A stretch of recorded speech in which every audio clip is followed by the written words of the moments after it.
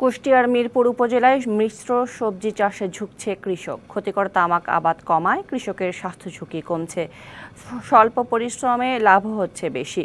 সহযোগিতা দিচ্ছে বেসরকারি সরকারি প্রতিষ্ঠান। জেলার সব অঞ্চলে বৃহত্তর পরিসরে সমন্বিত সবজি চাষ চালুর দাবি স্থানীয়দের।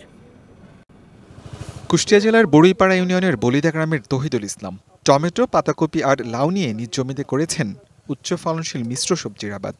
একসময় এখানেই চাষ হতো মানবদেহের জন্য ক্ষতিকর তামাক। তহিদুলের মতো উপজেলার বড়ুইপাড়া, মালিহাট সহ কয়েকটি ইউনিয়নে তামাক বাদ দিয়ে চাষ হচ্ছে সবজি ও ফল। আলহামদুলিল্লাহ ভালোই হয়েছে। এবার এখনো হারভেস্ট করা শুরু করিনি, 10-15 দিন পর থেকে আমি হারভেস্ট করব। গেলবের আমার 10 কাঠা জমি থেকে 1,30,000 টাকা বিক্রি হয়েছিল।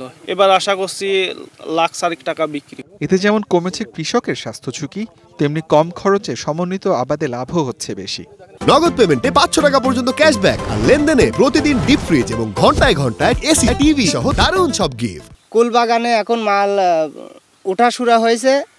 এখন আমি কুল বেচছি, কুলে প্রচুর পরিমাণ ফলনও হচ্ছে, আবার লাভজনক ক্ষেত।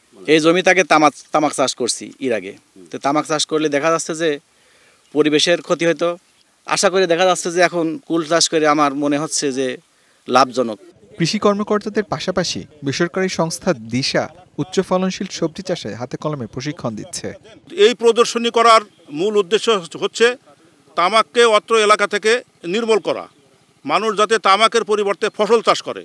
এই ফসলটা যখনই বাণিজ্যিকীকরণ করে, যখন কৃষকের ঘরে অতিরিক্ত লাভ আসবে, তখনই কিন্তু কৃষক এটাতে আগ্রহী হবে।